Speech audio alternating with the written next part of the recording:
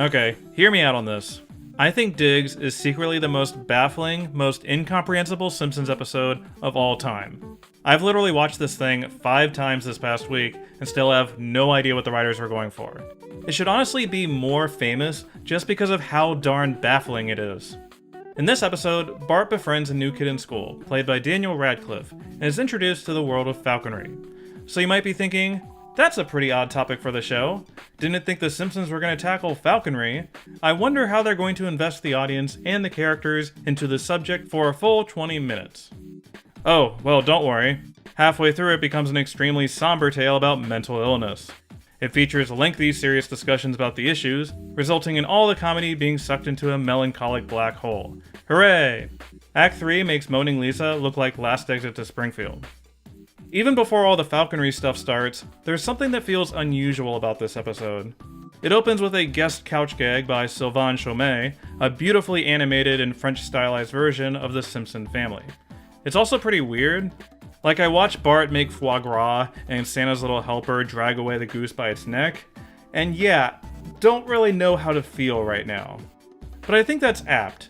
This couch gag does a great job of making me feel fascinated and sort of confused. A feeling that will persist for the next 20 minutes. Structurally, Act 1 seems like the usual unrelated intro we get in a lot of modern Simpsons.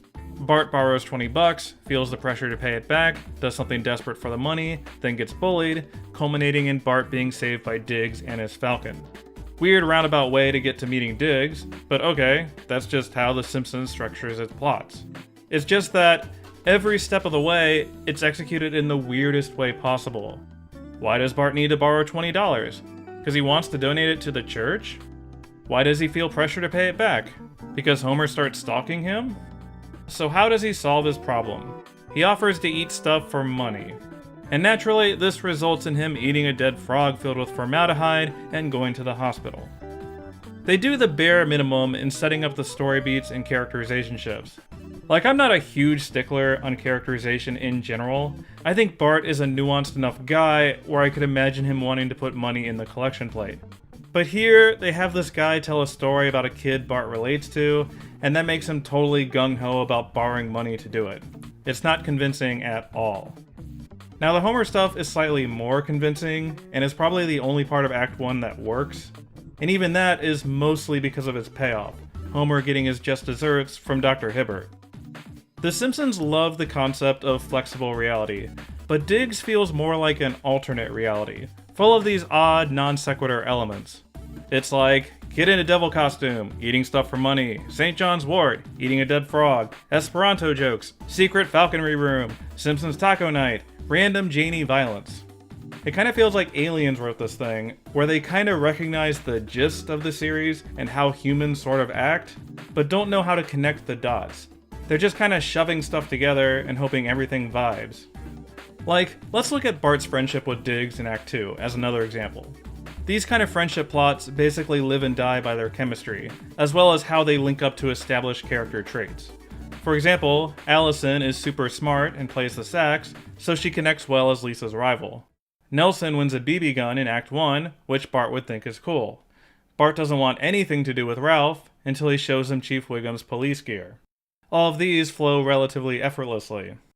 With Diggs, he saves Bart from the bullies and then introduces him to the secret falconry club in Springfield Elementary, and Bart immediately and enthusiastically wants to join. The dead frog stuff is meant to demonstrate how ostracized and misunderstood Bart is by his classmates. Bart suddenly being interested in falconry is an odd choice, but you can at least get there logically, that he's kind of on the rebound. But Bart practically falls in love with Diggs, and the episode doesn't give a clear reason why. The next few scenes are of Bart watching the falcon fly around and learning the ins and outs. They do sprinkle in moments of how it can create mischief, which Bart would gravitate toward, but mostly it's a straightforward presentation of the wonder and majesty of falconry. I don't want to knock falconry, I'm sure it's neat, but they don't convey Bart's total fascination very well. Here's how Bart describes to his parents what he'd been doing. I met this kid, a little old, kinda strange. I don't think other people get him, but I just want to hang out with him all the time. This is a strange way for Bart to talk about anyone. No sense of irony or flippancy at all. I'm not saying Bart is unable to form close personal connections to others, but what is it about this guy specifically? Diggs is an extremely earnest and thoughtful kid, prone to go off on these verbose poetic diatribes. There's not a lot of chemistry between him and Bart. We don't see them joking around or hitting it off. He doesn't suit Bart's temperament. It almost feels like Bart is starring in a Lisa episode. Lisa is a character very much motivated by her passions. She'll meet a new person, become inspired, and get sucked into their world. She gravitates towards stories of being socially ostracized and tends to cover more serious subjects than her older brother. Bart taking the lead in this kind of story is pretty unconventional already, but I would argue that Diggs gives even the most serious Lisa stories a run for their money. At the midpoint, Diggs wants to show Bart a new trick, and shockingly throws himself off of a tall tree, hurting himself badly. Bart visits him in the hospital, and he reveals that he wanted to fly, because he suddenly wondered if everyone could, and that we forgot how. Diggs has a private consultation with a psychologist, and is ultimately checked into a psychiatric hospital. He gets a diagnosis of paranoid schizophrenia. At dinner, Bart has a discussion with his parents about wanting to visit him. Marge strongly discourages this, arguing that this is not a good place for a boy of Bart's age. Then Lisa visits Bart and informs him that, unfortunately, Diggs' problems can't be easily solved, and she offers Bart a hug. The second half of Diggs veers really closely toward a very special episode territory, where the comedy takes a back seat and the characters openly talk about the real-world issues. Naturally, this approach has its pros and cons. The major advantage is that they can tackle a subject like mental illness while giving it the nuance and respect that it deserves. It's really easy for comedy shows to stigmatize it, basically be like, oh, Diggs is so crazy, and do jokes about voices in his head or whatever. Whereas here, they have Lisa underline that, even though Diggs is a little different, that doesn't make him a bad person. She literally says this. With Marge, there's commentary about how society treats mental illness. That either psychiatric hospitals are viewed as sinister, scary places, or that people often prefer to avoid addressing it completely. Marge treats Diggs almost as if he were contagious, that if Bart visits him, he'll have similar issues. The downside of this approach is that, much like other very special episodes, the remaining comedic elements feel awkward and out of place. They still pepper jokes throughout the whole segment, and none of them really land. It's difficult to deliver this Homer joke about Milhouse in the middle of this Marge and Bart discussion. The show keeps wanting to be its breezy comedic self, while also being determined not to trivialize mental illness. It kinda succeeds at the second part, but entirely fails at the first. Aside from some amusing Homer moments and a couple one-liners from Diggs, there aren't really any laughs. Daniel Radcliffe does a good enough job in his performance as the titular character. He brings a maturity to the role that we don't often see in Springfield Elementary kids. His very down-to-earth demeanor saps some of the comedy from this character. There's not a ton of energy to his lines, but I think this is more symptomatic of the script. This role requires a more dramatic flair, and he delivered. To be clear, I don't mind that they took this Bart storyline in a more serious direction. If you've seen my top 10 list for Season 7, you'll know that I'm actually a big fan of the heavier Bart storylines.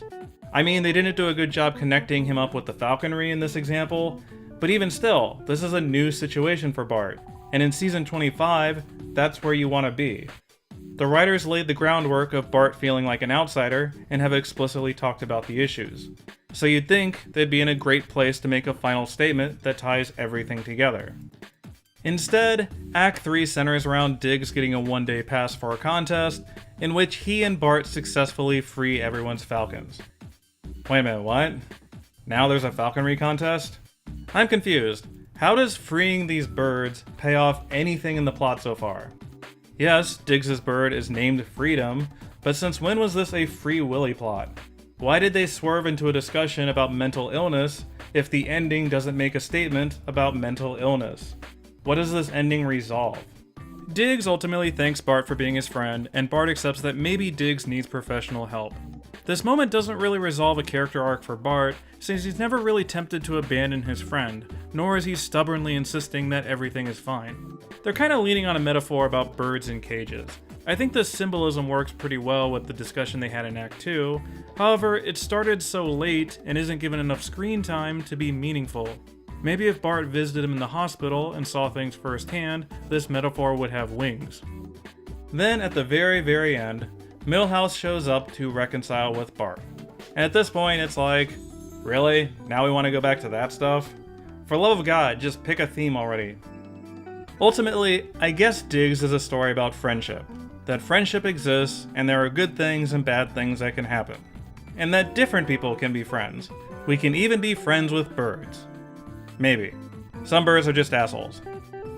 Diggs is such a uniquely frustrating episode of The Simpsons, in that there are a lot of good ideas in it, it just never comes together in a coherent way. I really love the idea of Bart becoming friends with Diggs, that he forms such a close bond with such an earnest and passionate personality. However, their relationship is dragged down so much by an incompatible Act 1. The story never lays the foundation for Bart's newer, more thoughtful perspective, and the story issues sort of snowball from there. If you want to see a more successful version of the story, I strongly recommend Season 28's Looking for Mr. Goodbart. That episode also takes a pretty serious turn at its midpoint, but it does a better job bringing Bart into the story, making his personal investment feel earned. Even despite these criticisms, I still think Diggs is worth watching. If this thing were miserable all the way through, or was a total retread of past formulas, I'd say go ahead and skip it. But I think there's value in watching these unique but flawed entries, for a sense of perspective. Even though it's extremely baffling, I would put it in my big book of memorable HD episodes for sure.